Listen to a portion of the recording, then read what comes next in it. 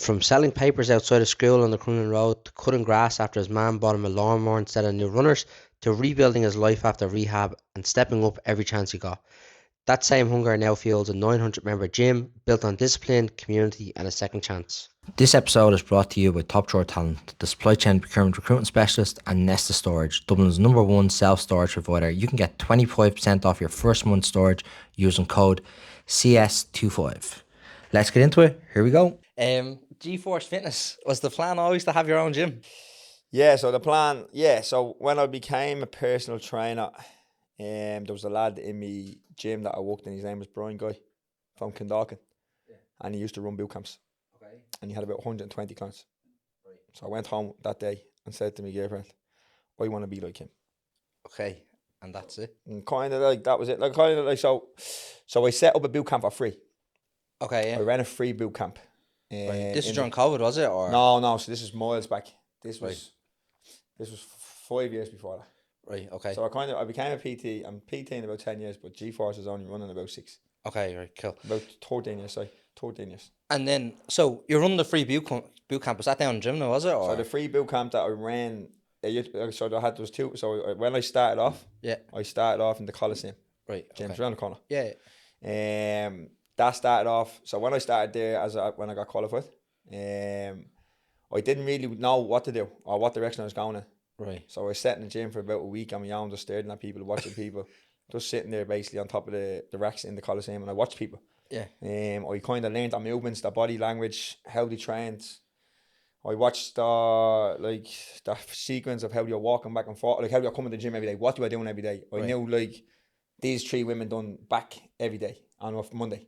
And they came in every Wednesday and they done legs and they came. So I just said to myself one day, I was going to go in and I'm going to approach 5 people in the gym that I picked out over the last 2 weeks. Okay. And I picked out 5 people and I asked them to train them for 8 weeks for free.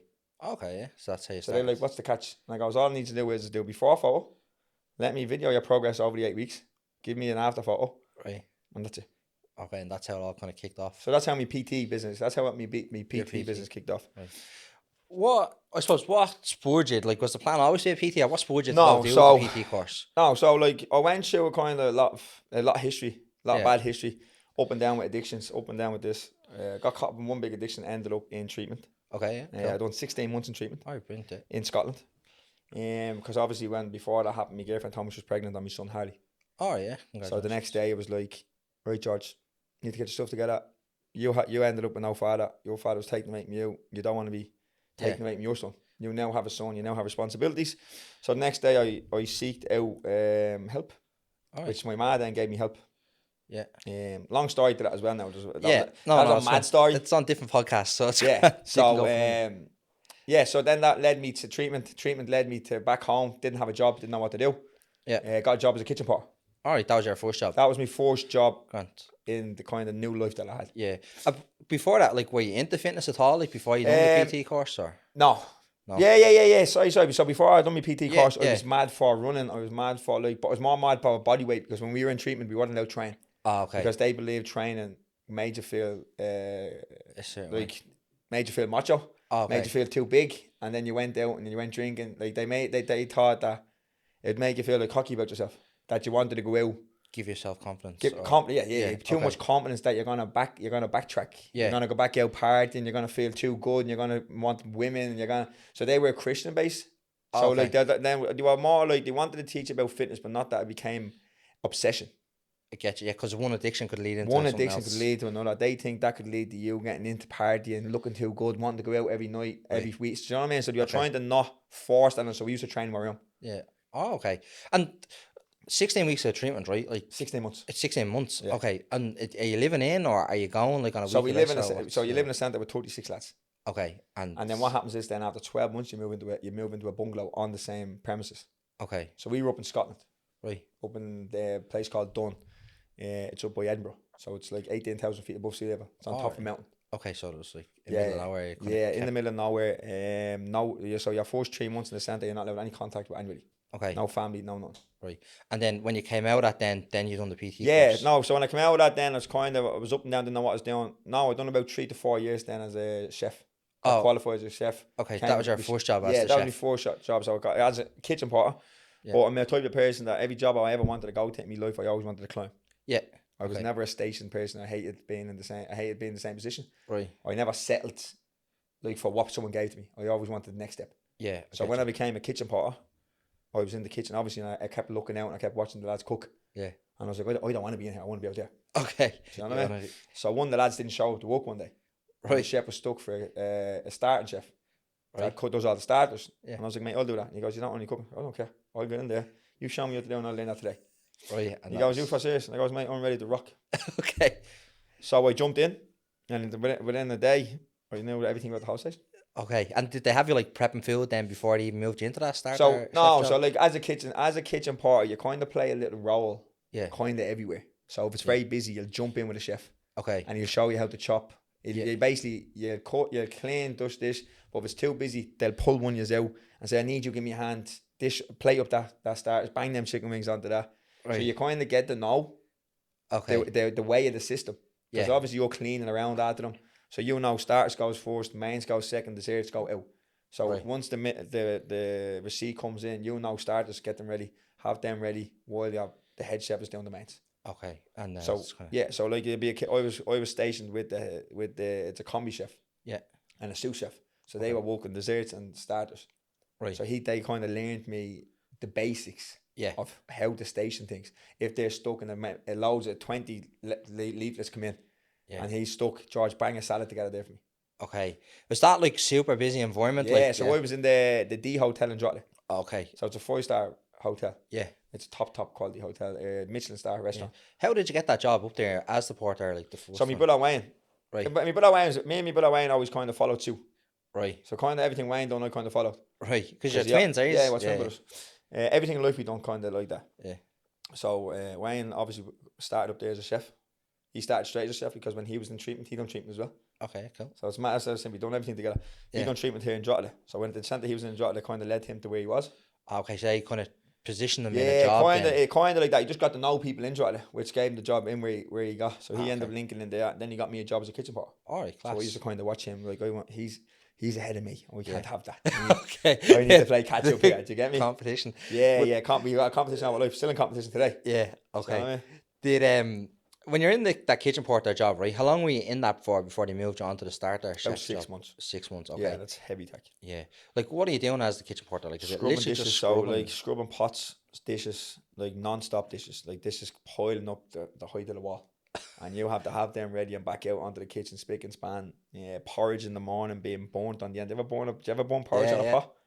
You're scrubbing out the big pot. Do you ever try wash a pot with a porridge in it? It's nightmare stuff. Yeah. So you're in there with a Brillo pad, pots of this size off the ground, probably the height you nearly fall into. You're not getting back out. Yeah. So you're scrubbing about 20 of them a morning from the morning breakfast, obviously, because you go to the restaurant, you get your all inclusive breakfast. Yeah. So it's just non-stop pots of porridge.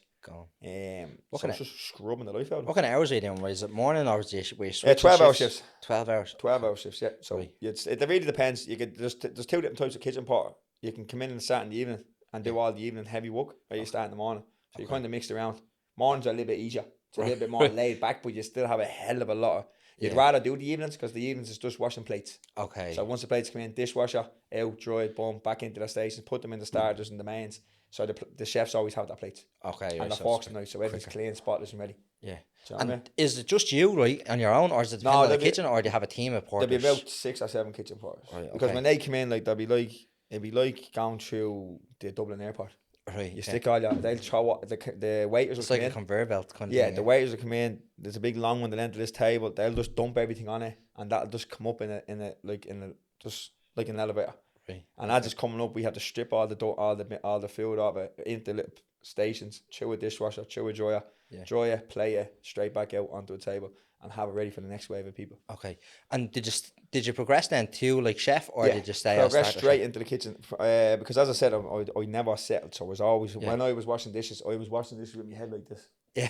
Okay. Always staring at the head chef, getting to know the head chef, getting very comfortable with the head chef, asking the head chef 50 questions. Right. George, you're not a chef, get onto the kitchen. And I just kept asking. So I always and then every time I was kind of cooking, I always kind of cooked myself in there for me. So they'd say, what do you want for lunch? Say, can I cook me own lunch? So I kind of got familiar with cooking. When I was in treatment, I jumped in the kitchen as well. Right, okay. And started kind of helping to cook because I wanted free biscuits. Basically. Right, You okay, didn't yeah. get any munchies and you That's, didn't get any munchies when you're in treatment. You know Find what a I mean? way, yeah. So if you're in the kitchen, you're out of the nipple and all the Get the all the biscuits. chocolate and everything else. Nobody would know. And you Right. had to get more food because you wouldn't get much food in treatment. Yeah, yeah. You got like a baked potato, small bit of beans, and Okay. you got like a ton of veg. Sure. You know what I mean? Calories are monthly. Yeah. So I didn't eat veg. budgets. So you know what I mean? So I was always starving. So I was like, I need to get into that kitchen, try to get a job in there. So that's Give me a kind of, I kind of had a bit of a starting point of how to cook. Yeah. From that, cooking with big people, like a group of people. Yeah, yeah. Okay. And did you have to go do any like academic courses then while you're in the hotel, or just kind of transition in? Just learned the craft on in the job and transitioned in, and then I went from like the starter chef, kind of helping the starter chef, to then running the whole station myself. Okay. Because Wayne then moved kind of up the like kind of head combi chef. Do you know what I mean? Like a sous chef. He moved up to the front, right, and then they gave me all that station there. Okay, so you're just so you had like it was all broken into paragraphs. So Wayne moved around to the desserts. Actually, he took over the desserts. He became a dessert chef. Right, and then you just kind of followed too. And how long were you in that job then before you moved on? 4 years. 4 years. 4 years. Okay. 4 years. And then going all the way back, right? Yeah. What was the very first job you had? Very first job was a paper boy, selling papers. Right. Actually, like even if you want to go back a bit before that, I actually mad one day when she buy me a pair of Nike runners. Okay. You know what it was like back then for a pair of Nike runners were down very well. Yeah. Yeah, and she came back about an hour later with a lawnmower. Out cutting grass. And gave me a lawnmower. Yeah, that was a big thing and around. That's still money for the lawnmower. Yeah. Yeah. So we went out cutting grass. But then a proper job that I got because I was getting paid by a man was a paper boy. Okay. How did you get that job? We were playing chasing over back walls, and the old folks in Drumley. I fell into the back garden, and your man thought I was robbing his house, and he rang his son. So his son chased me for ages. But his son, the son found out where I lived, knocked on the house. Okay. And my man's like, "God, they're having a bit of trouble around the streets, this and that." And he goes, "Oh, I'll give him a job." So he gave me a job, but puts me outside the retro school on the Crumlin Road. Okay, yeah. Loud little girls and all start coming out of school. I'm sitting there with a lot of papers, yellow vest on. See you later, I'm out here. Yeah. Dumped the papers and legged it. Okay. Didn't think he'd knock on my house. He came back looking for you, did he? So he just come to the house. He goes, "Where's me money for me papers? Yeah, I gave you 100 papers. You owe me €100. Okay. I was like, "I don't have the €100. I legged it." He goes, "What you mean you legged it?" I go, "Loud of bleeding boys came out of school that I know and all telling me." I was like, "Staying there." Yeah. She goes, "You owe me €100. I goes, "I can't pay you €100. He goes, "Well, you're gonna have to walk it off." Right. So then he put me up in Conor.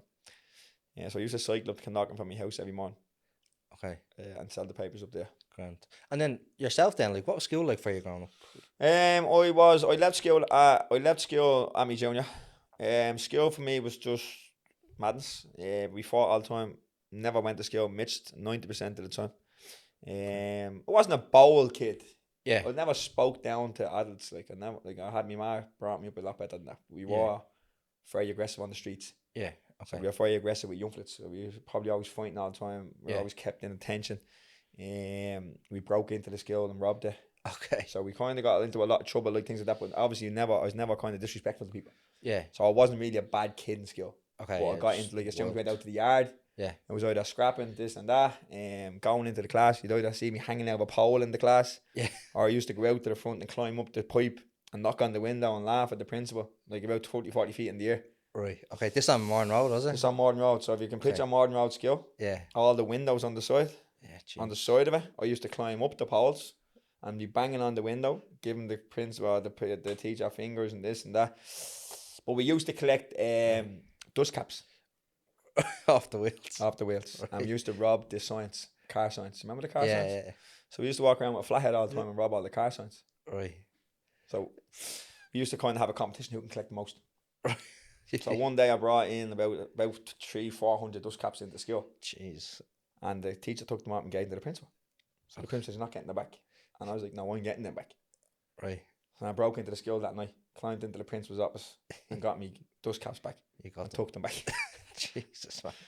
So okay. But like other than that, but the skill was actually awesome. Yeah. What were you like academically? Like, did you was the learning just not for? Okay. Was that diagnosed at an early age or no? Back then there was no such thing as a diagnosis. Yeah.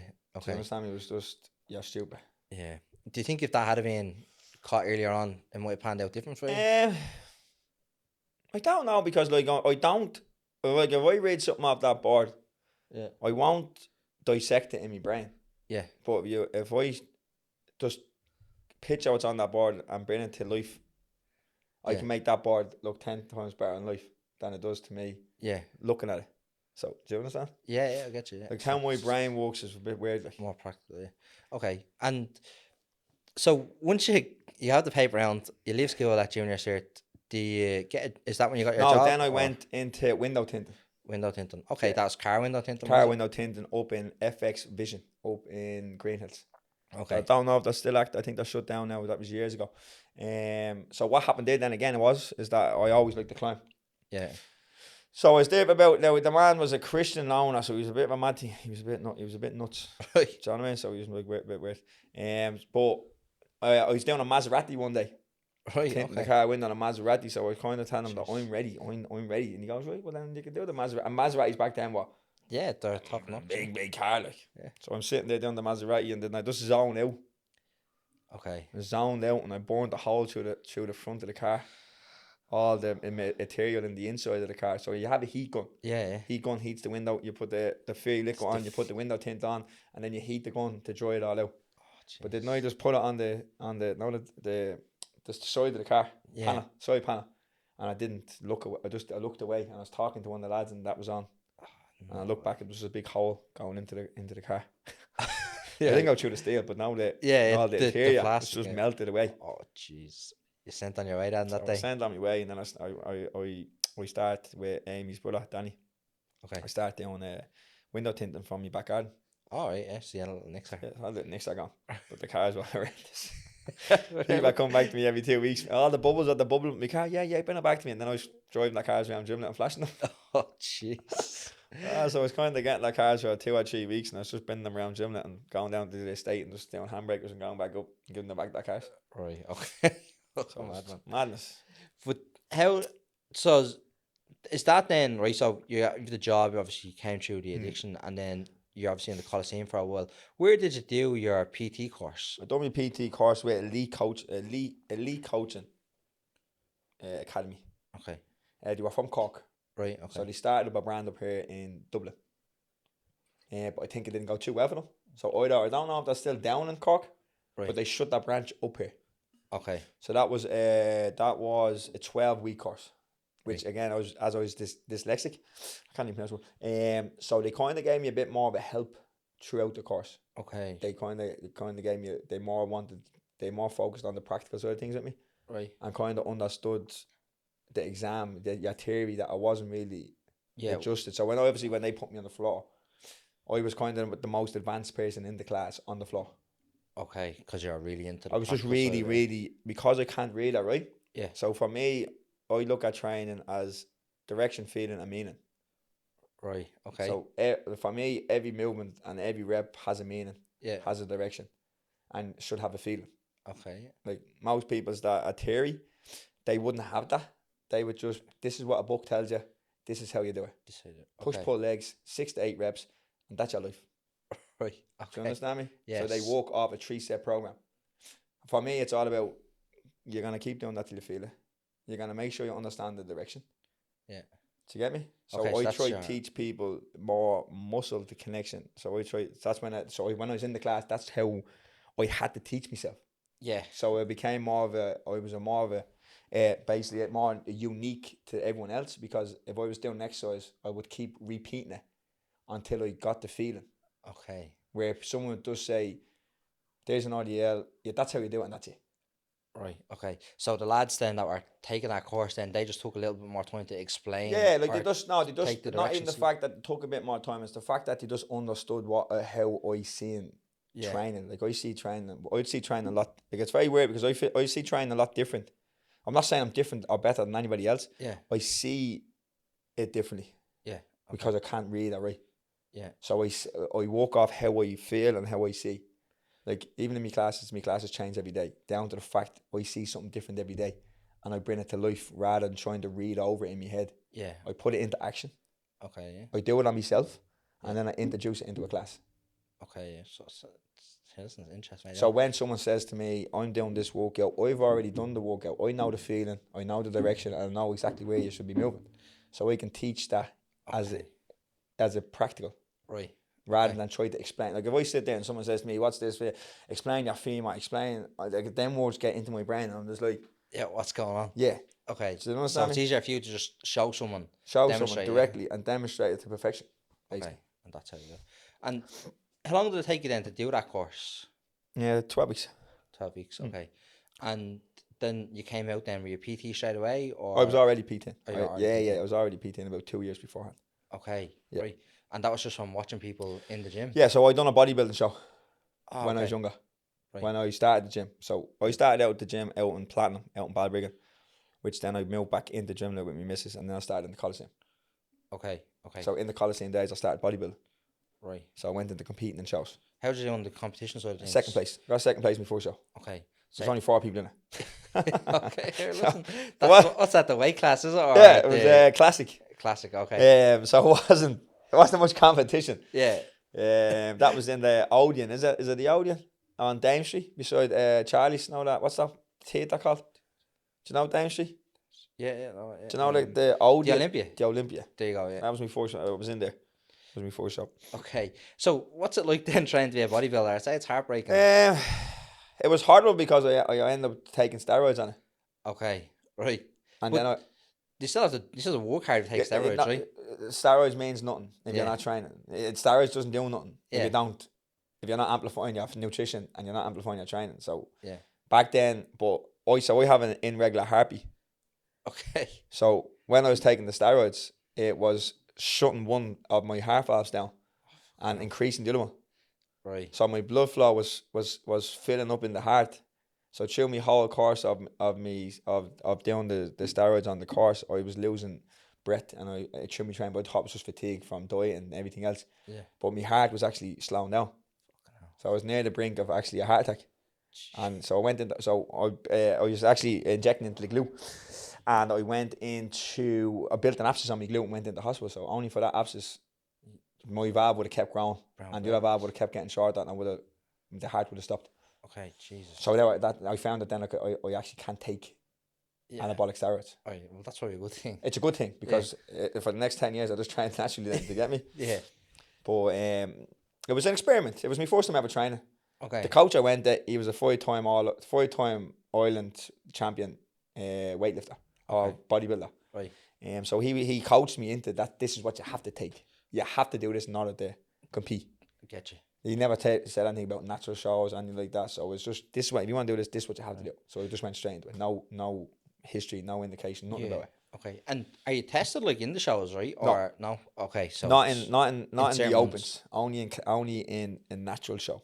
okay. So there's natural shows in Ireland where you have to have 2-year pre-testing Right, before you compete. get into the show. Yeah, you won't see many people do that. Okay. You don't train bodybuilders or anything at the moment, do you? No interest anymore. Okay. Zero. It's all Lost. It's kind of old school training now. Yeah. Nobody wants to be a bodybuilder anymore. Everyone wants to be hybrid, don't they? Like Everybody wants to be fast, athletic. Yeah. It's gone out the window, and like most trainers are kind of stick with it. As I said, they're just theory trainers now. Yeah. It's the way they don't see any other way because they don't train themselves any other way. For me now, it's all functional. Right. It's all functional movement. Functional fitness. Okay. Yeah.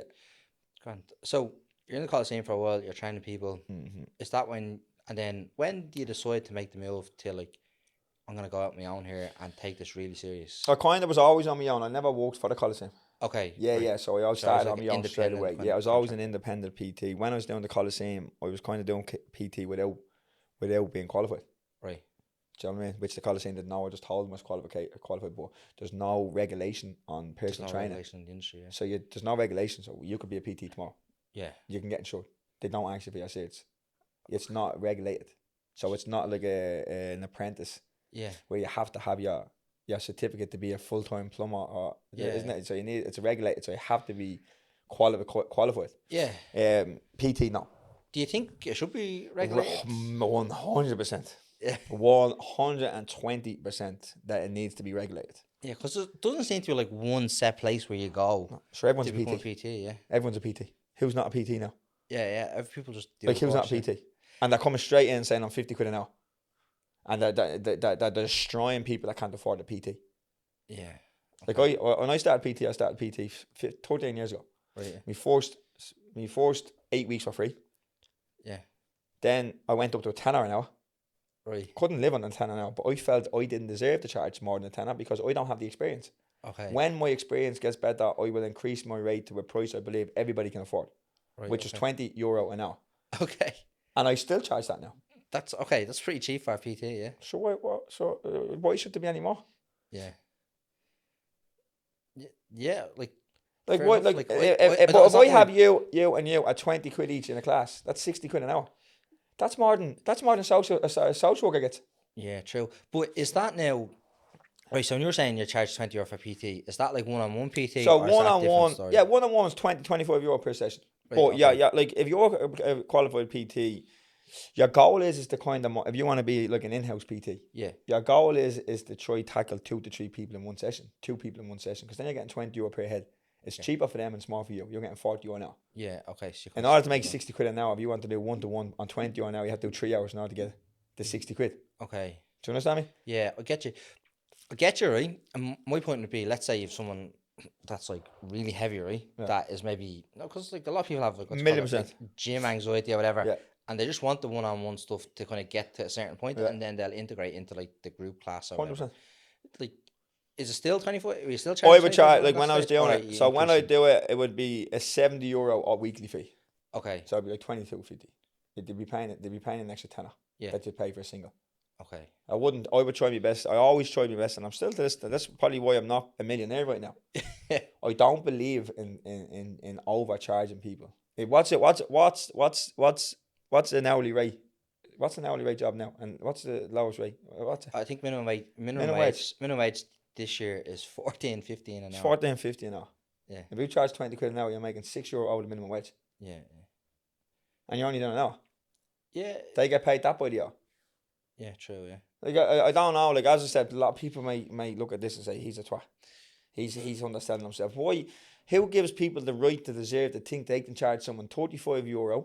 Only have to come straight out of college, knows nothing about the body transmission. Like obviously now, if you're 20 years of PT, Yeah. and you're then saying to yourself, I have 20 years of knowledge. You are now paying for knowledge. Yeah, right. I get. Yeah, yeah. Like I don't think like a 16 or 18-year-old coming out of a PT course should be able to charge. But that's what they're €50 an doing hour. now. I think you should have to go and work in a commercial gym and learn. Walk your way up. classes. Yeah. But like, where's the days of like when I started off PTing, I was doing 80 hours a week.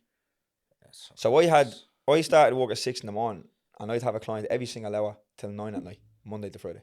Yeah. I wouldn't leave a gym 6 till 9. I'd be the first person in the gym, last person out, every day. Okay. And I'd be charging €20 per head. Yeah.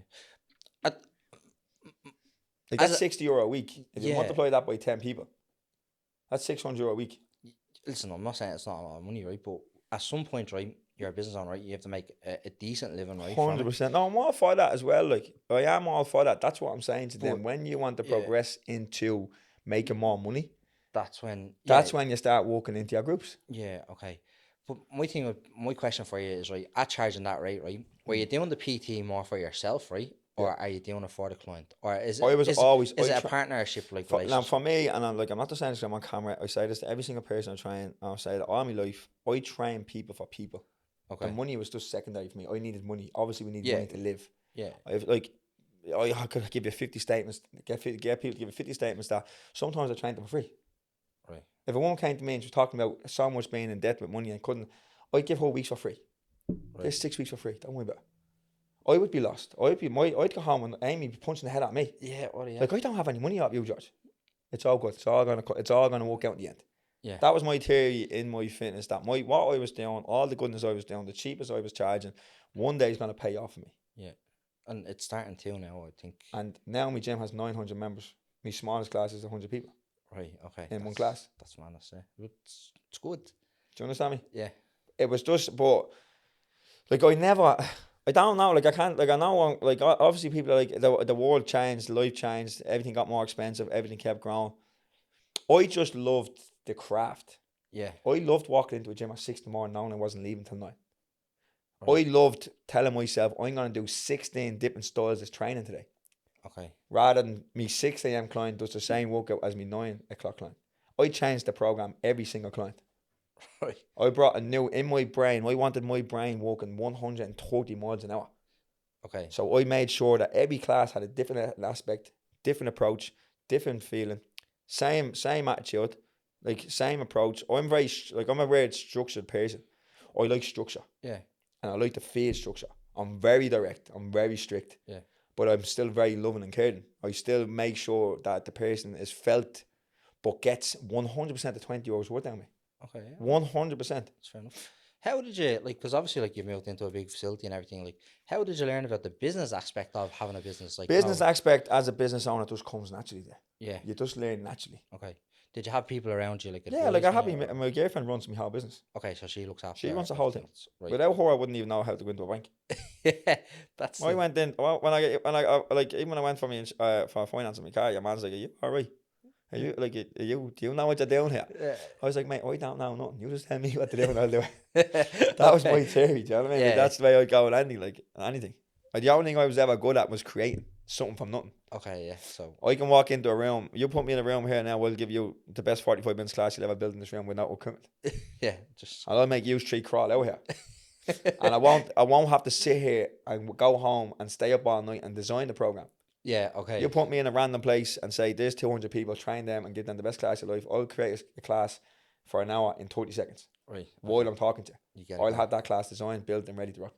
Right. All just off the top of the head. Just straight off the top of my head. My whole life is off the top of my head. Okay, man. Because I forget we were talking about 5 minutes ago.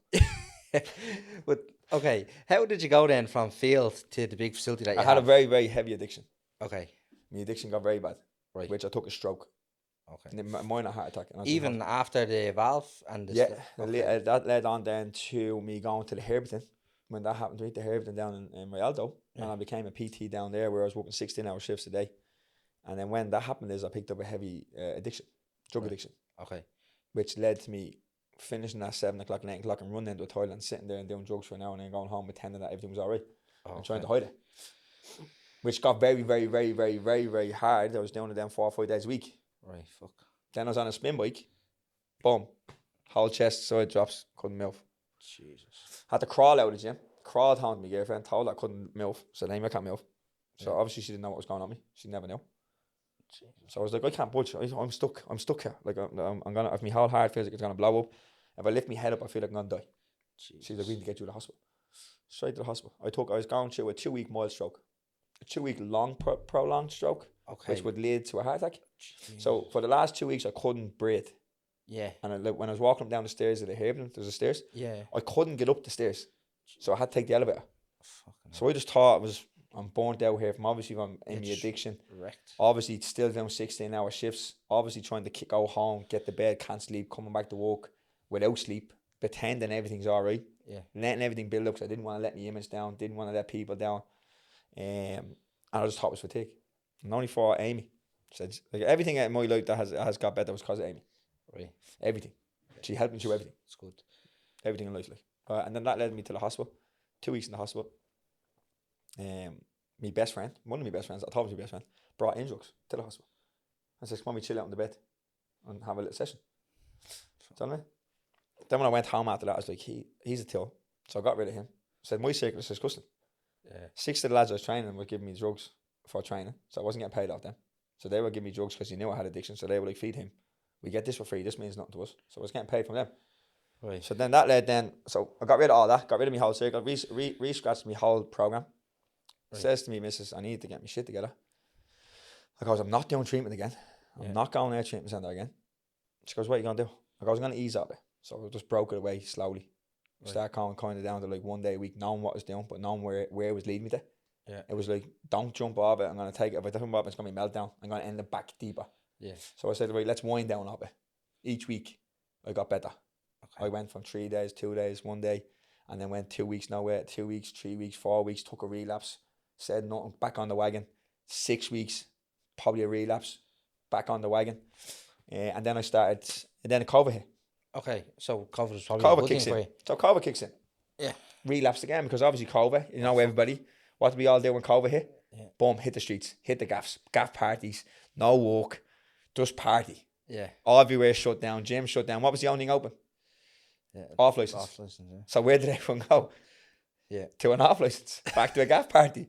Yeah. Thinking you were deadly hiding in the gaff, looking out the window to see if the guard were going to come because there shouldn't be more than 3 years in the gaff. Okay. There's 20s in the gaff. Okay. So that that only lasts about 2 weeks now. Yeah. Then I got my shit together straight away. Because I was in a good frame. Yeah. For about 3 or 4 months. Like, get very, very consistent. Everything was good with me. Back training fully. Clients happy. And then boom, lockdown. obviously straight away brain shuts down. I'm free. Nobody's gonna know anything about me. Yeah. And then I started. Then obviously I went. That happened for about a week. Went on a 2-day bender. I woke up and said, "No, this isn't. I'm not gonna allow this. I'm not allowing it." So I started free Instagram live videos. Yeah, I remember saying this. Yeah. So at 8 p.m. People said, "Why are you doing at 8 p.m.?" Because I called that patio clock. Okay, that's when I got hunger to go on the session. Right. So I set them up at that time to stop me from going on the session. Okay. So that gave me a purpose. Okay. So showing up into my kitchen every night at 8 o'clock, getting a sweat on, joining people on live, whoever was watching me, didn't know who was watching me. Yeah. That gave me a purpose. But then the feed were getting bigger and bigger. My page went from 1,500 followers to 9,000. I'm like, I'm famous. Yeah, what's going on there? What's going on here? And then you could see everyone like reshared my page, pictures of the wet towel, the bottles of water. Okay. Because I used to get people, I used to get people to lock themselves in the kitchen and turn the heating on. So we done heated classes. Torture session, yeah. Torture sessions. But it was always a buzz, and I got really involved in it. Like, do you know what I mean? So I was like talking to the camera, and I was like having so much fun with nobody looking back at me. Right. I was just looking at my phone. And could you see the amount of people like that were? Yeah, I could see the people that were saying it, but like, were you like thinking that they're real people, or? Yeah, I was just like, these are all rapping, these are all smashing this, and I'm talking to them, screaming at them. Okay. Come on! Like one of the girls is still there, Sinead Rogers. She's still in my class. Yeah. Okay. Yeah. She's still in there from there. One of the lads that done it, he's now my PT. Okay. I got him qualified. He done the qualification with me. I got him qualified and got my job. Class. So he's fully qualified. He works with me. And then it just kept kind of growing and growing. We were doing 5 nights a week free every night at 5 p.m. Or 8 p.m. Okay. And then what happened then was that I was doing it one day and I slipped on it. I got a big sweaty class going. So I ended up slipping on my tire and smashed my knee open. So I mean, so my knee blew out to a balloon. So then I stopped doing it for ages, and then I tried to go back on it again after 2 weeks. Now my knee got better. Yeah. And I just wasn't getting the attention anymore. Okay. Because everybody, like I was the first person to do the online stuff. I was the first person to do that, and then everybody started following. Right. I'm not saying like yeah, like the Pete Wicks sessions and stuff, didn't you? Like I'm not saying like everyone followed me. No. But like local people that were attached to my page, then they PTs start understanding that like lockdown isn't about session anymore. It's about trying to stay fit. So everyone I kind of got me chair and brought it over to my field. And started doing like workouts in the field. Right. I'm recording them and putting them up and telling people to follow. So people start going out and buying chairs out with bleeding Musgraves and putting them in their back gardens. Right. Following all the workouts I was doing. Yeah. If you go back on my page from lockdown, you'll see all the back garden workouts. Yeah. And I was doing full videos. So I was building programs in my head every day and I was getting better and better and better. And then I was starting to slow down then because like Amy goes, what? Like what's the next step now? And I was just looking out the window. But weirdly now I have a tattoo on my hand. Right. See there?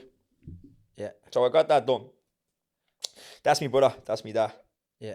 So 2 nights before I started going out to the field, my dad and my brother came to me in a dream. Right. Okay. On a boat. Cool. Alright, so they passed away. They came to me on a dream on a boat. My brother came up to me and says, do me a favour. Tell me, ma, that I'm happy. Yeah. I had my eyes back. Something happened there. I'm with me dad. Yeah. And tell her everything's going to be alright. And then he goes, George, you have one chance only. This is your opportunity. Take it and take it full on. Yeah, and then he walks off, jumps onto the boat, goes to the stairs here and goes up the stairs and meets me dad at the top of the gates and walks in the gates and that's it. I woke up next day. The day after that, sitting at my window, just staring out to the field where my chair was. And Amy's like, what are you doing? I goes, just can't stop thinking. She's like, what are you thinking? I goes, I'm going to do classes out there. I'm going to start a class out there. She goes, what's the matter? I goes, I'm going to start boot camps out there. You're not allowed. I don't care what the police say. Just do it. I'm going out there. So I put on my page, starting free boot camps. Right. So I've done it for free. She goes, what are you doing for free? She goes, we have no money. We're in lockdown. We don't have a washer. Yeah. I goes, yeah, but like, how do you expect me to start that and put up a price? Yeah. I said, like, we need to now, like, the goal right now is to get people out, get people happy. And then obviously when we start kind of putting money into it, we'll then save the money. So we set up a 3-day week for free for the first probably 4 weeks. Right, okay. Built a little clientele. Yeah. What was the turnout like for you? Turnout was about 10, 12 people. Oh, yeah, that's still in my classes decent, now. Yeah, that's still in my classes now. So the goal there was just to get people out. So what I did is I kept them 6 feet apart. Yeah. We were supposed to only be 3 feet apart. Right. So he said, we need to keep I'm going to keep you 6 feet apart because the guy to come, he's at 6 feet away from each other. I bought sprays, Yeah. gloves, First stations. masks at every station. Yeah. I put them all around the field. I mean, we just done body weight. Yeah. Just random body weight. Then after about 3 or 4 weeks, I went up to about 20 people. Right. One of the classes were busy. So they were like, you need to start charging us, George. Like, we'll pay for this. They wanted to pay. They were just saying it's good quality. We're getting good quality from you. So then I charged, what did I charge? €10. Oh, yeah. It's €10 session. Not bad. And I brought up to 4 classes. Right. So it was 4 classes a week for a tenner. $2.50 a class. Yeah, that's grand. So then we started doing that. So I saved the first €2,000. Saved that up at €2,000. And went out and bought €2,000 worth of dumbbells. Right. Okay. So the money straight back in. Straight back in. Every single penny. Board's like, gonna kill you. Goes, babe, it's all gonna happen. It's all gonna work out in the end. Yeah. Okay. She was like, no, it's not. So then, like, her mom and dad, like, they were old, so they kind of had come back from market at this time. Yeah. They were staying on the market. They got caught in the market in the COVID. Oh, So they were stuck over there. They have a house over there. Right. So they were all right. Yeah. They just couldn't travel back until they got their clearance. Yeah. So as they were coming back, she was like, George, you can't keep doing these outdoor classes while my man and dad's sick and you're coming into the house. Yeah. Bringing sickness back, like, in case you travel COVID into the house. Obviously a bit weird. Everyone's scared. Everyone's scared, yeah. Scared. It's like, well, what's gonna happen? Like, you can't be around all that people. Yeah. So I said, well, I'll sleep downstairs. I'll sleep in the sitting room. Yeah. Until obviously they get comfortable. So we done that for a while. Then I saved up another €2,900 because it was coming into the winter. Right. So I went down and bought about 30 clients we had then. I went down and bought all the clients jumpers, free jumpers. Right. Okay. Free jumpers, free hats, free scarves, and free gloves. Right. And a yellow visor jacket. Just with my logo on it. Okay. He gave us, says, what are you doing? You have to save all the money again. You have to do it again. I goes, babe, there's a meaning to everything. Yeah. She goes, what do you mean? I goes, now we have 30 people walking around Dublin with the logo on. So now people are going to be like, what's GeForce Fitness? Okay. So people then that were coming to me classes, I was like, where did you hear from us? Oh, I've seen a girl at the Labour collecting that money, and she had your jumper on the back, and I asked her, what's that? Who's that? And she goes, oh, it's this fella up in Dolphin Field that's doing classes. Right. He's charging a tenner a week. Oh, can I go? Oh, yeah, you're more than welcome. Yeah, jump on. So I went from about 30 to 90. About 90 to 100 people within 3 weeks. So when I bought the jumpers, within 3 weeks, no lie, I went up to about 90 people in those 3 classes. So I had to add in more classes. Yeah. Had to space them out. The guard came and shut us down. Oh, no. So then I done a little secret club. Okay. I set actually, anyone else listen to this? This is mad. I set a secret club up. Right. Where we met in secret locations. Okay. Right. Secret fitness. Right. Yeah. So the guys started kind of copping on. Yeah. I started trying to follow people. Anyone they seen with a mat. Yeah. Around their back and a bottle of water and a towel. Oh, they followed them. They started following them. No. I swear to God, one of the girls got pulled in the road on the way up to us. He goes, "Where are you out there?" The guy was kind of trying to catch us out, so we were hiding up in the valley. Not the valley? Yeah, up on... hiding down the back of the valley at the golf course. Not the golf course? Yeah. Down the back, hiding there. Then we met up in the Hellfire Club. That was our second location. Jeez. Then we met out in Donna Bay Beach. Not Donna Bay. No, on your way out to Dunleary. Now when you go down the canals down by Aviva.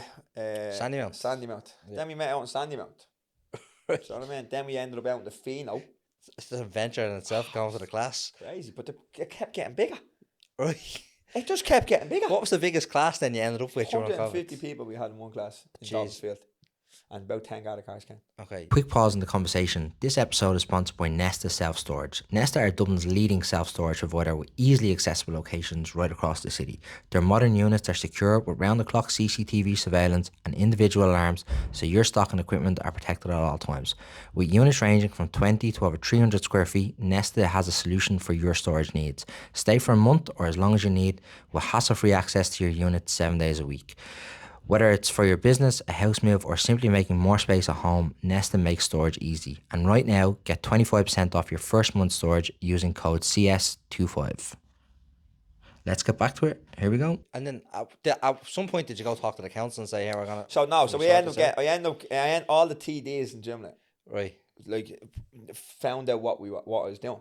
Okay. So like this one man is doing all this to help people. Yeah. At the cheapest rate possible. And I was putting everything back into them. Yeah. Making sure everything was spotless clean. Never allowed anyone, like I didn't even allow people to kind of come together.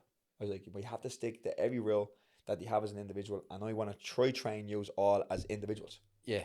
So I kept them miles. But you should have seen the straight. Have you ever seen me It's back probably in the the length day? of the park. I used to do 60 to 70,000 steps a day in that park, running from one end of the field, 3 squats, all the way to the other field, to the other side of the clients, 3 squats, all the way back down. So I was running back and forth with the people to tell them how to train, how to walk.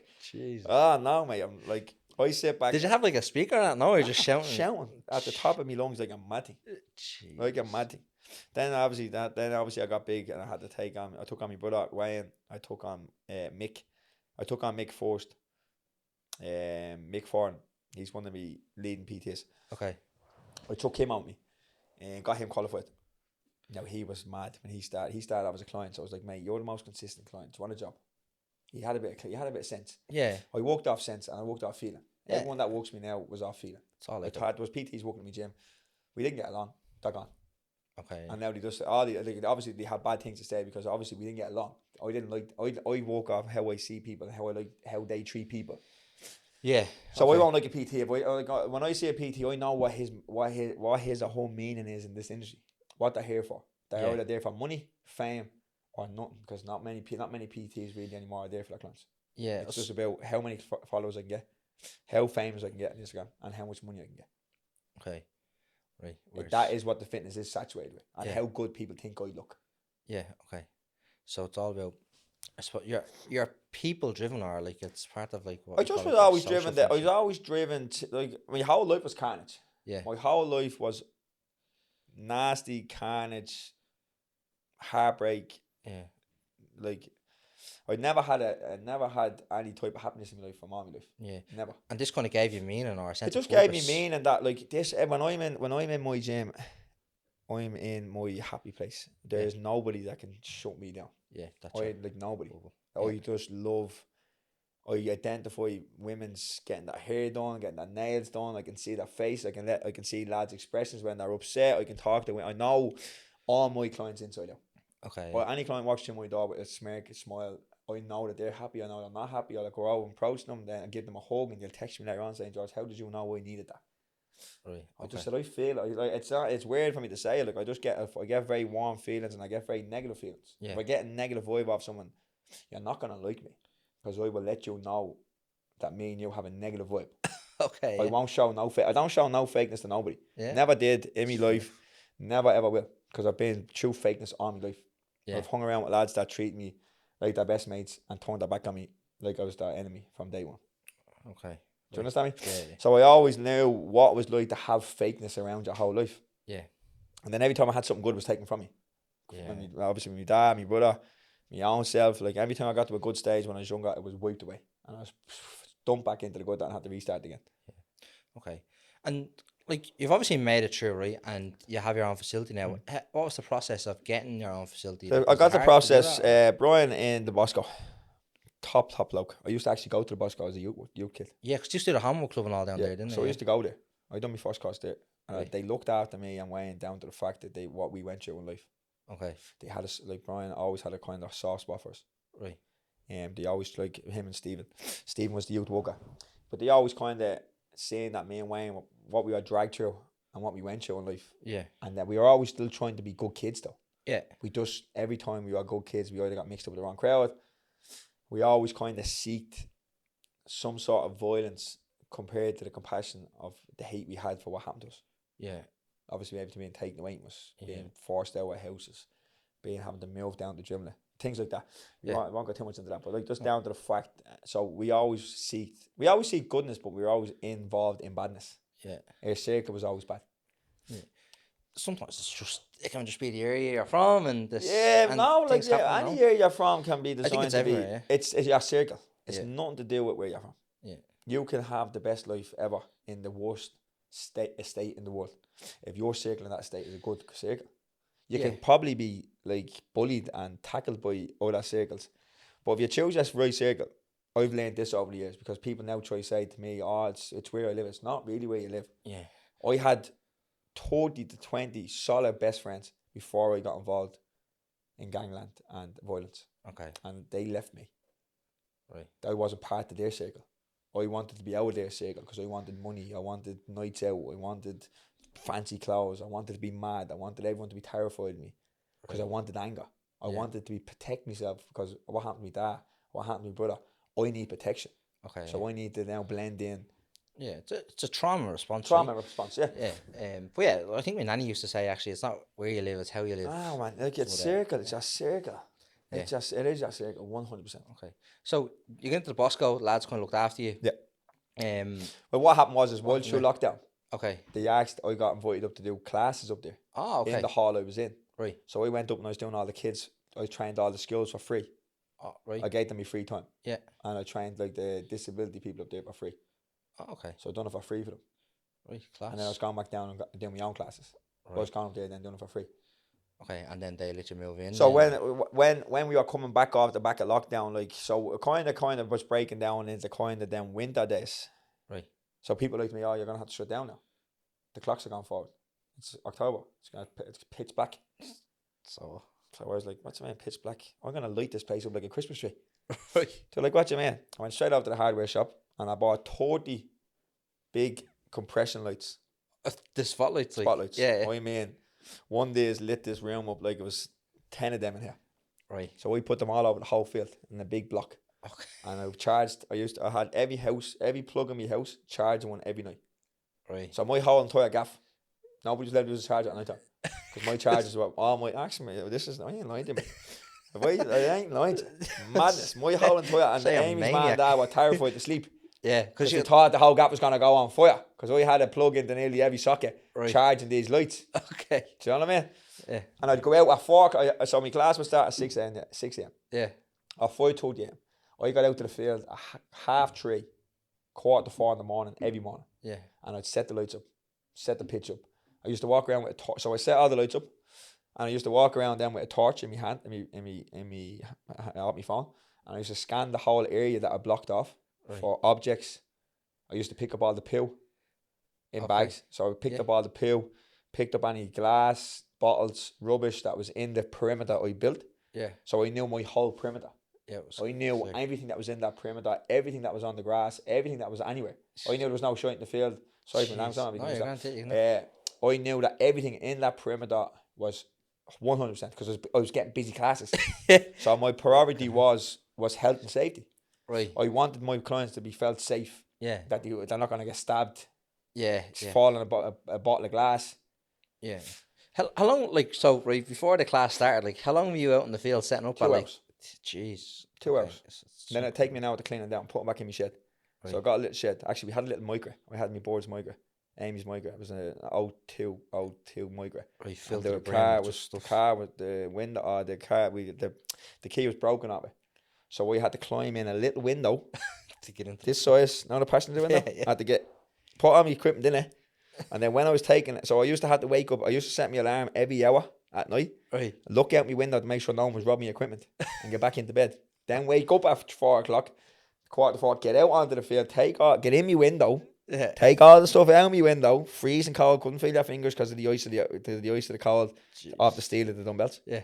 Put them all around the whole field, set the lights up, check the whole entire field for poo, for glass, for bottles, and then wait for my clients to come in. Okay. Right. Jeez, that's some commitment. Yeah. But that was helping you though as well, right? Yeah, it was that's what I'm saying to you. That's what I'm saying to you. It gave me structure, gave me purpose, took me out the sessions, took me off any type of madness that had gone in my head, and made me have a direction.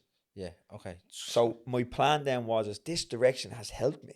Yeah. This direction has cured me of addiction, has cured me of madness in my brain. I want to teach people this. Yeah. I want my structure to be brought into their structure. So we brought a structure to my boot camps. No talking to your friends. Right. Come into my class, 45 minutes, go home. Okay. Don't come into my class and don't act the bollocks. You miss 2 days, you miss 1 day in 1 more weeks, you're out of the camp. You're gone. Go find another camp.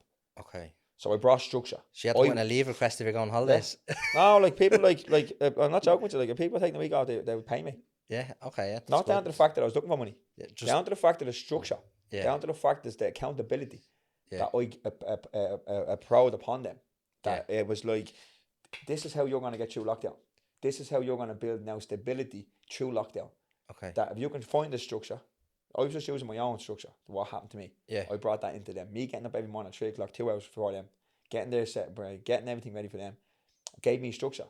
Yeah. Them coming into my class 3 days a week, Monday, Wednesday, Friday. Stop thinking of drink. Get back Monday. Don't drink Friday, and then miss Monday because you have to be on the session, and you can't come back till Wednesday, and then repeat that in a vicious circle for the rest of COVID. Okay. So anyone that missed the Monday, I told them to take a week off full. They had to pay, or they wouldn't come back. So people stopped going on the session. Yeah. It works for most people. Some people caught me, I would nut and left. I'm not going near that nut. Yeah. I screamed, I shouted, and I still scream. I still shout. Yeah. I don't do it maliciously. Yeah. It's just kind of keep it going. That's my passion. Yeah. This is my passion. This is who I am. Okay. I won't, like, people say, oh, you're in bad music. No. If a class is not working well, I will get aggressive. Yeah. I will get aggressive to make that class work. Yeah. I will let you know that this is the class. Sometimes I let people just have that feel, let them have a bit of banter. But then when I feel the class is being like, if the class is a good intensity class, if I feel that two people are ruining that intensity, to leave my gym and say that wasn't a good class. It wasn't a good class because all you done was talk. It was nothing to do with the class, love. Yeah. But they make my class look bad. Okay. So I couldn't allow that.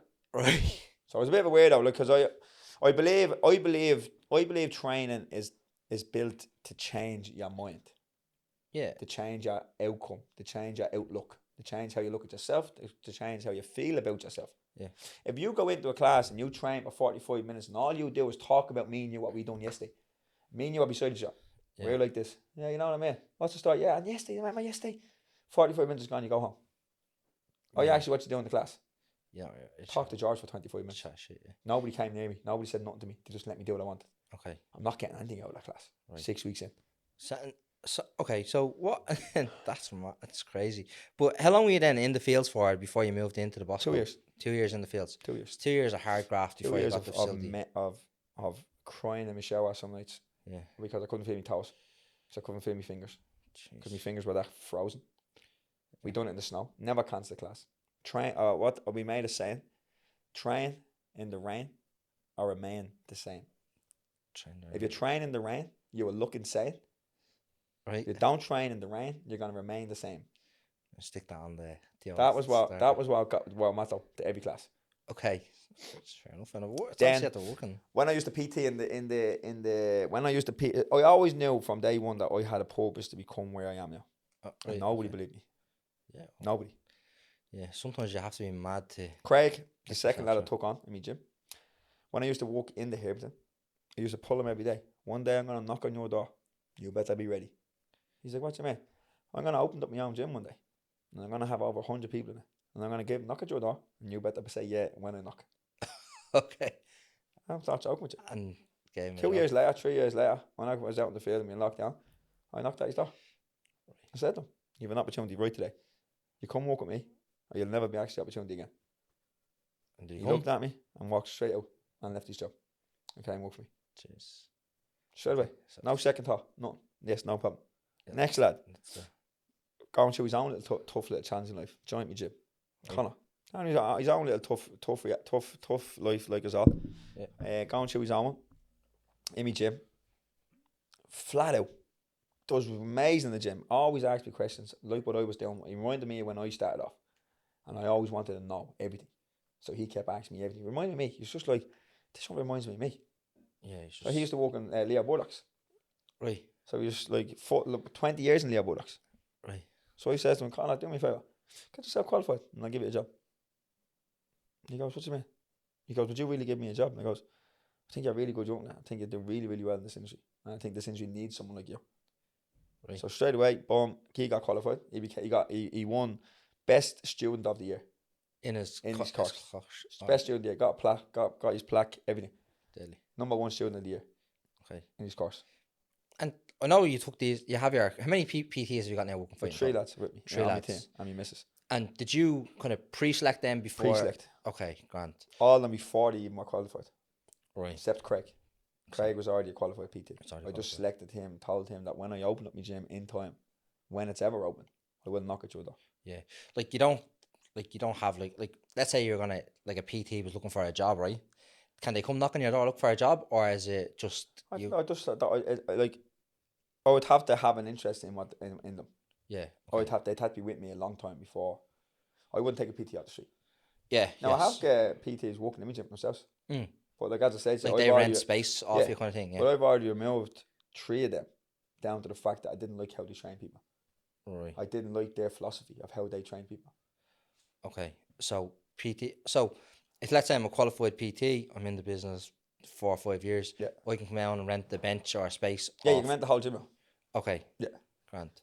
And is that for one-on-one clients or is that for group One-on-one, classes? group classes, whatever you want to do, you just can't walk on my timetable. Okay. So you can't walk on my class I run because there's no room. Right. What is your timetable? So the timetable is 5:30 a.m., 6:15 a.m., 9:30, 4, 5, 6 and 7 p.m.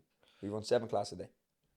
Jeez. Okay, so you're running from 5:30 in the morning. Yeah, we get into work. We get into work at 4:45 every morning. 4:45, right? First class ready to go. First class 5:30. ready to go. Does the class switch then? Like you change the dynamic of the Same class class. again? Same class. Same class. For 5:30 and All the way 6:15. for the whole day. Grant. Okay, so and It's that's just a laid out. different. We will bring in probably a different atmosphere per class. Right. Yeah. Well, Some everyone's people- probably only So I out mean, bed some at people have 5:30 different in the morning. attitudes. Yeah. Different. Like some people come into class and they're angry. Some people come into class and they're tired. Some people come into class and they're buzzing. Yeah. So we go with the feeling.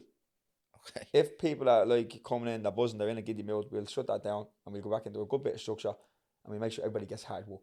Yeah. If people come in, everyone's moving smoothly in a good environment, good space, the class runs. Yeah. Everybody, because the class is running at a good, intense environment. We Right. make sure everybody works at their own intense level. If you're a beginner, you're overweight, you come into a class, or you're a beginner, underweight, whatever way matters, whatever way you come into the gym, Yeah. we work at your level. Okay. So everything's kind of modified. Everything is modified per person. My lads and me, my motto is do not spend more than 10 seconds per person. Right. And I want you to hit every single person. Okay. If my lads stand in one spot for 20 seconds, I'm straight out. Yeah. Where are you going? What are you doing? Why Yeah. you stand there? All right. I don't believe it. Yeah. All right. So keep moving. How many PTs have we got then throughout the session? And what you? 4 per class. 4 per class. Okay. 4 per class. And then you've got what 100 in a class. 100 in class, we break it down to either 3 or 4 sections. Right. So you get 15 minutes per section. Okay. And you'll have either 1 PT in section, depending on how much is involved in this section. Yeah. Some sections are just a simple workout, where it's just 2 exercises, do that until you're moving. Some exercises could be 4 to 5 movements, Right. where it'll be more abs, cardio, conditioning, a lot more aggressive. Yeah. We've put 2 PTs in there, because it's just Okay. a lot more involved in it. Yeah. If it's a simple breakdown of like you got chest and back, you're doing the bench, it's very simple. Yeah. It's 2 exercises. Do you know what I mean? You only need 1 PT in there. Yeah. And then I would be kind of more of a freelancer. Yeah. Just So I'd kind be of, making sure going around correcting people, making sure everyone's on the ball. Or the lads freelance as well. If our station's running at a good standard, we'll freelance around, but we'll Yeah. come back to our station. get you. Like some stations, you'll have 20 people that are with you 2 years, 3 years, and they're all together. But we don't put them together. But if they end That's up just together, the way it ends up. Yeah. that's the way it is. So if 6 people come into my gym together, I'll separate them. Okay. Yeah. Because If I go down to the corner and there's 6 people in the corner, and they're in there every single day, Yeah. I'll So be afraid to go to that corner if I'm on my own, yeah. because they're intimidating me. There's 6 of them in a group. If I stand in there, I'm going to look like a sore thumb, and they're going to think, why are you standing here with us? Oh, okay. So that stops the gym anxiety. It then stops for the gym some- anxiety. yeah. So we make sure everybody talks to each and every individual. We make sure, and my clients do it naturally now. Yeah. It's How did you build that like community thing? Is that just from So that's keeping what I everyone mean. So separated, not this is what I'm talking? trying to say. This is what the structure came into place, where some people didn't like it, Yeah. but the structure built community, Right. because people then had to work together Get you. and they had to build that connection with each other. Yeah. Rather than me just letting them come in, all bundle into their own corners, because, oh, there's my neighbour, oh, there's Penelope, oh, there's Peter. I'm staying with him for the next 6 months. I don't know anyone else in the gym. What's one of them? Don't know her. How long in the gym? 7 months. How can I know her? I've never been over that side of the gym. Right. I'm always over this side. Because what Okay. we do as human beings is we find, what would you call it? Where it's just the same thing, repetitively all the time. So, like when I used to sit in the gym and I used to watch people, remember I told you at the start? Yeah. I sat in the gym for a week, probably 2 weeks, and analysed every human being that walked in the door. Right. Like a weirdo, like a little computer, analysing everyone, their movements, their technique, how they come into the gym. Every Monday was chest, every Wednesday was legs, and they done the exact same machine every single day. They didn't know any other part of the gym. Right. So I was like, I don't want to train like that. Okay. I don't want to be the person. Like I used to watch PT as PT. Get you. So when the client comes in on a Monday, the client walks straight over to the bench, Right. straight over to know what they're going to do. This is what we done last Monday. He has Yeah. me doing it this Monday. 6 weeks in, I'm on the same bench every Monday, doing the exact same progression. Obviously, if they're progressing, they're progressing. Yeah. But they know exactly what bench they're progressing on. Right. Do you understand me? Yeah. Yeah. So you're If you go to a gym, Yeah. more than likely every Monday you'll try to get the same bench. Yeah, it's true. Yeah, because in my gym we have Hey, like my day, and you'll have your day. I like Do you going there, understand me? Yeah, yeah. So I wanted to break that circle. I wanted to break that path. I wanted to break that path down. So my client walk in on a Monday, and I do that bench, and then the following Monday she tried walking out. Nah. Down the back. Down the back. We're down back today. Wow, you prepare with Nah. Okay. Let's go up to that treadmill. You're doing 2K on that treadmill. Warm Right. up. Breaking that circle down. That every single day is something different, and you have to adapt. They probably build up more resilience in the person then as well. 100% more confidence. Yeah. What happens? Like if you're training the PT for 6 weeks and you do the exact same bench every single day, and they leave you, and you go to a gym, and the bench that you've been training them on is full. What do you think that person's gonna do? Go home. They're not gonna know what to do. Yeah. Do you understand me? So like anything, if I do a 12-week program, you do a 12-week program with me online, or not online. I PT you for a holiday. Yeah, but we do the same workout every single day. You go on holiday. What's the first thing you're gonna do when you walk into a gym? You're gonna text your client, yeah, boss, yeah, the patient you've done 12 weeks with. Yeah. I say, well, send me on program. I don't know what I'm doing. Right. Because he taught you nothing. Yeah. You lifted, you lost weight, but you didn't learn nothing because he didn't teach you. He brought you to the same exercises Monday, Wednesday, Friday because all he was worried about was the money that you were giving him. Getting you back from our top. That's it. Yeah. There was nothing. So when I was 6 weeks into my PT, when I was PT in the Coliseum, I said to myself, why are my clients leaving me? Yeah. All the time. Why am I losing clients all the time? So I had to look at my program. Yeah. Like I'm doing the same thing every week. Now they're doing the same thing. So they're leaving me after 6 weeks because they've already got what they wanted to get on me. How do I keep a client for 2 to 5 to 6 years? How can I maintain this client for 5 years? That was my goal. Yeah. My goal was never 12 weeks, 6 weeks. My goal was, can I keep clients for the rest of my life? Can I build a connection with them? Can I build and make sure we're still progressing in the right manner? Yeah, and make it financially sustainable. Make it financially sustainable. So the money that I was earning on the little boy I was paying, I was making sure, knowing that that's consistent. Yeah. So I was building consistency in my wage because they could afford me for 5 years. Yeah, and then if you've got 100 people, well, so you went them volume. But if I'm paying you €35 a session, which is the going rate now, that's 110 euro, 105. I don't even have to calculate. So but picture now your fella at home, your fella at home, you're going up and giving him €110 per week. Yeah. You're 6 weeks in, and he's saying to you, love, that's €600. You're giving him nearly 30% of your wage a week.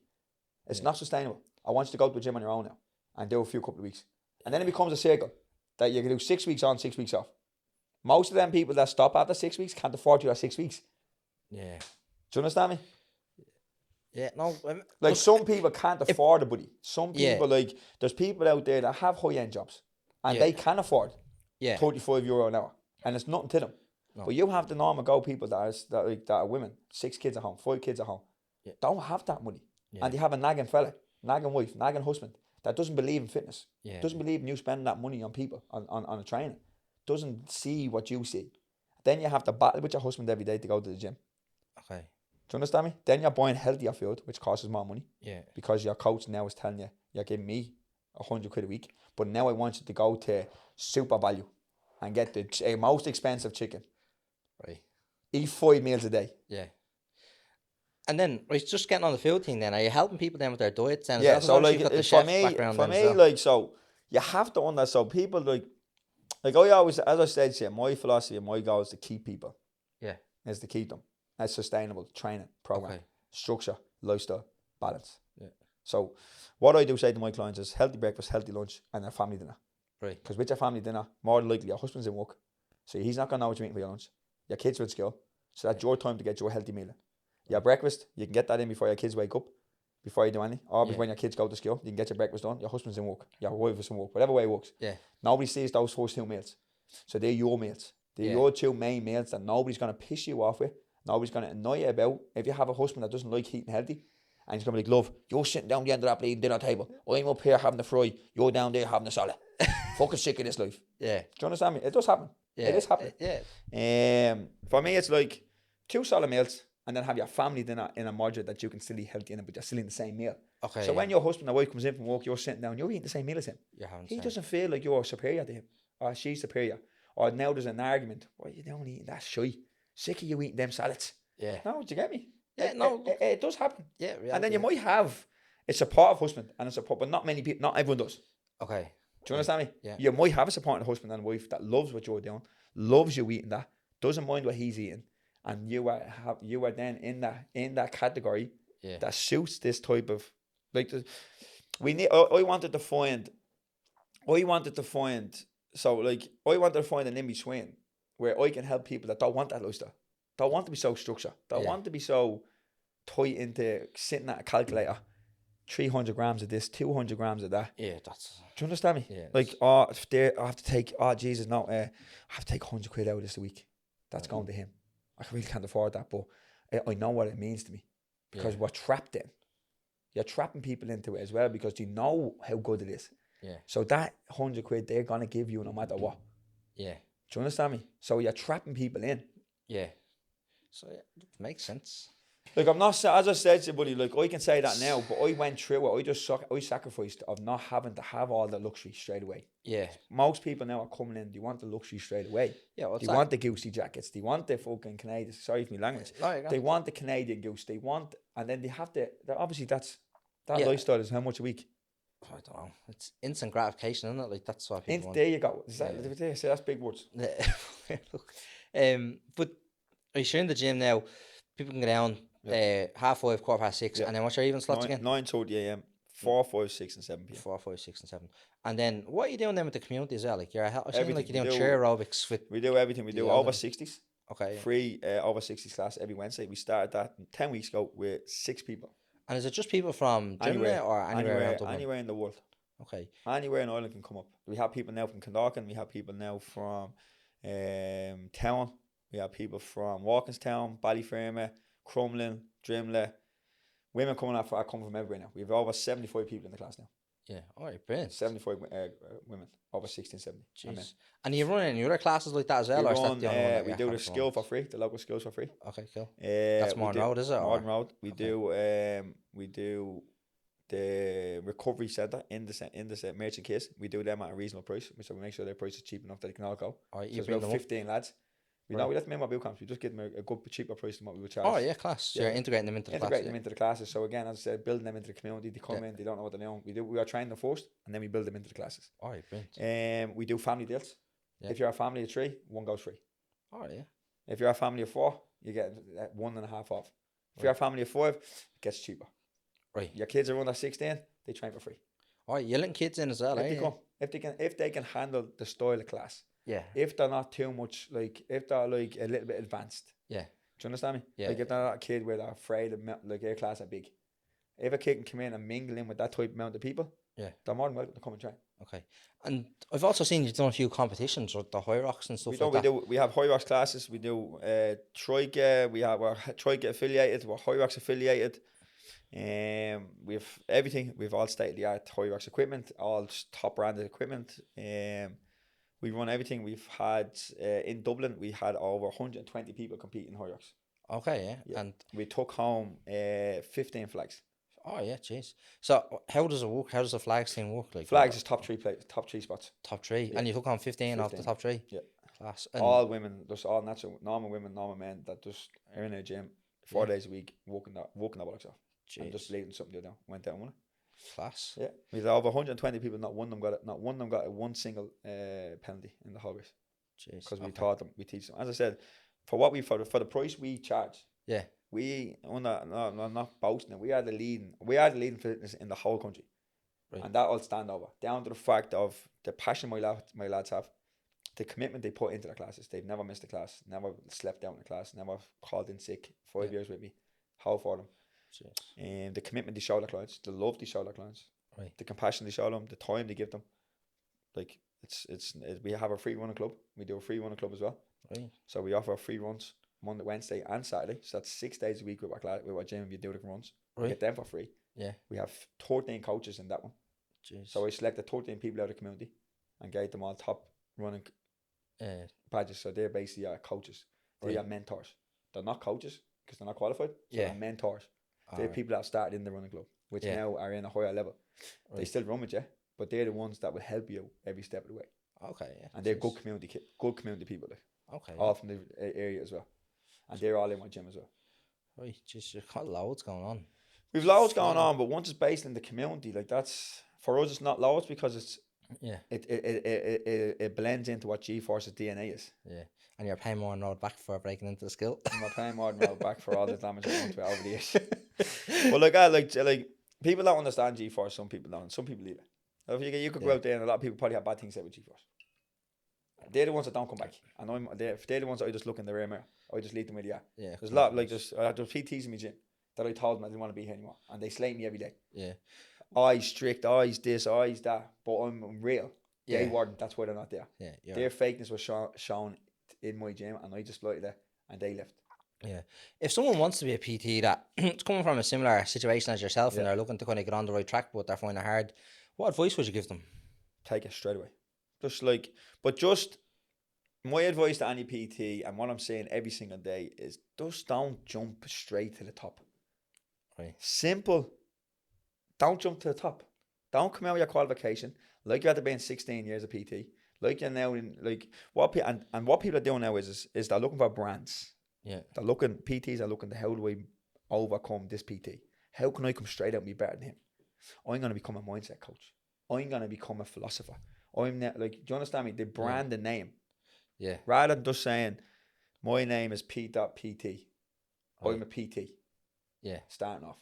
People are coming out, mindset, strength and conditioning, PT John. I've done high rocks coach, hybrid affiliated, hybrid training, running coach, mentor coach, mentality coach, and that's all in a profile, and he's not even out of college a week. Right. Okay. Yeah, I get you, yeah. You ever look at someone's page coming out being qualified, next minute they're a mindset coach, they're a hybrid coach, they're a high rocks coach, and that one that's probably done high rocks. Yeah, you do see sometimes like it's now there's fantastic coaches out there as well. I can name a handful of fantastic coaches out there that really are in it. I think it's more so just getting time in the game, right? And just being 100%. Climb up, enjoy the process. Yeah. And fall in love with it. Be okay with being the beginner, right? There you go. Yeah. On the button. Yeah. Where is it gone that you can't be a beginner anymore? Yeah. Like, where is it that you can't go into a gym and say, can I take 4 people to train you for free on the floor? Like, where's them days gone? Yeah. Oh, no, Jesus, no. I don't have any money for that. Ah, Jesus, no. I'm worth more than that. Do you think you'll get into the education side of things yourself, like training PTs? I think it's too saturated. I wouldn't have any interest in it. That's why I don't do nutrition. No I don't do online coaching because it's too saturated. There's too much bullshit going on. I'm allowed to say that. It's just too mad. It's too mad. Yeah. What I do in my gym is unique. What I have in my system is unique. It can't be copied. And that's a fact. It can't be copied because it's real. Yeah. It's true. And that's it. Like, that's why someone don't like people. I don't know many people don't like people. Yeah. It's what we do is real. It's true. We are what we are. We show up every day. If we're in bad mood, we're in bad mood by human beings. Yeah. We treat people the way we're treated. No, fair enough. And then what's next for GeForce Fitness, and where can people find you? Just like right now, like we're having a tough time. Like, obviously, like with the price I charge and the amount of people I have, people still think it's rosy. Yeah. It ain't rosy. Okay. My outgoings a month can nearly compress what I make. Okay. Do you think you could get funding off, I don't know, like the National Lottery or like government funding? I always do look at these type of people that like have a lot of sponsors, and they're small gyms, but they have big people sponsoring them. Yeah. For me, like I like my gym. I don't like to dilute my gym. Yeah. I wouldn't like to go jump on board with somebody else for somebody else to tell me that this is not the way my GeForce should be run. There's no booking system. We have no booking system. We have no lock-ins. You just come up on your Friday, you pay your fees, and you do whatever you want. You show up to whatever class you want. It's all on your schedule. There's no pressure on my gym. Right, okay. Yeah. There's nothing. We don't do before, after photos. We don't do transformations. We don't do 12-week programs. We don't do 6-week programs. You're in our gym, you're in our gym. You leave our gym, Our doors are always back open for you. Yeah. You're here to train. You want results, we'll push you. You want to just come to our gym and just get there with your head because your kids and your husband's a nasty man. Yeah. My wife's a nasty man. Your job's nasty, and our gym gives you 45 minutes of freedom. We're here for you. Okay, yeah. Sure. We're here for you. Like, that's what we do. I pick 2 or 3 people a year and get them a year free every class. Oh, yeah. Random people. I just pick them. There's a year free for you. When he's up in the year, I pick another 2 or 3 people. I throw them out. There's randoms. People I see struggling. There's 2 weeks for you. Right. Sometimes I'll walk over and someone probably stay there. I'll walk over and someone probably see this and think, and they'll probably right under it, and you'll see me hand them an envelope. It'll be a Right. membership fee for 3 months, 2 months, 1 month. Okay. You're in my gym 7 years now, are you? Yeah, but there's a 4-month membership for you. Oh yeah. Thanks for your support. Class. Deadly. And then if people want to find your gym or go to one of your classes, where can they find you? Google. Anyway, just type my name into any type of search bar, and their name should pop up. We're on Google. We're on Google Maps. We're on Facebook. We're on social. We're on TikTok. We're on Instagram. GeForce Fitness. And we're everywhere. Where's your gym located? Gym's located in St. John Bosco Youth Centre in Drimley. Based just crossing the Lewis stop, Drimley Lewis stop. Alright, class. So if you're on the Lewis line, get there. On the Lewis line, jump start Lewis, come in, train, back on the Lewis, go to work. Alright, class. That's a wrap. Thanks very much. Thank you. If this episode showed you anything, it's that your past doesn't disqualify you. It can prepare you. George's story isn't just about building a gym, it's about rebuilding a life. After falling, getting back up and deciding over and over again not to quit. If you took value from this conversation, share it with someone who needs to hear it, because someone out there is at the very start of their comeback. A special thanks to our sponsors, Top Drawer Talent and Nesta Storage. This has been the 1040 podcast, and thanks very much for listening.